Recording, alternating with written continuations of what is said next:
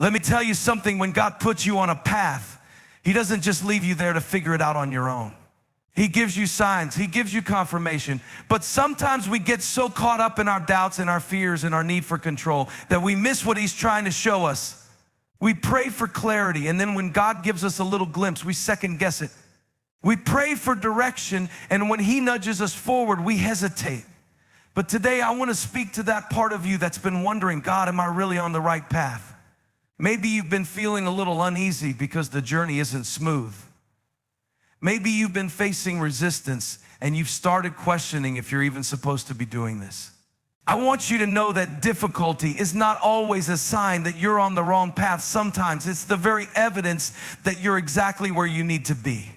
Because the enemy doesn't attack people who aren't a threat. He doesn't come after someone who's sitting still. He tries to take down the ones who are moving forward, the ones who are stepping into their calling. So if you've been facing resistance, if you've been feeling like there are obstacles at every turn, don't let that be your reason to quit. Let it be your reason to push harder. And maybe you're looking for peace. You've been thinking, if this is really from God, shouldn't I feel more comfortable?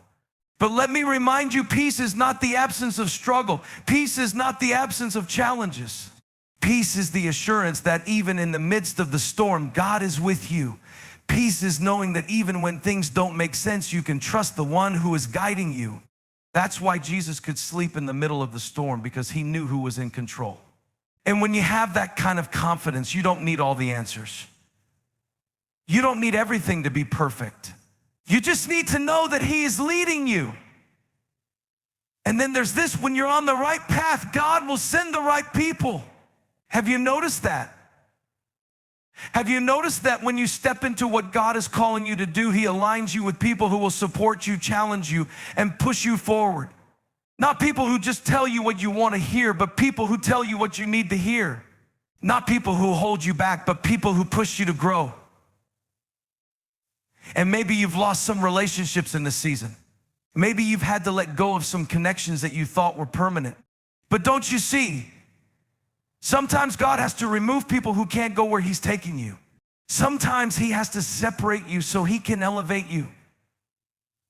And if you've been feeling lonely, if you've been wondering why certain people have walked away, I want you to hear this. God is not subtracting from your life.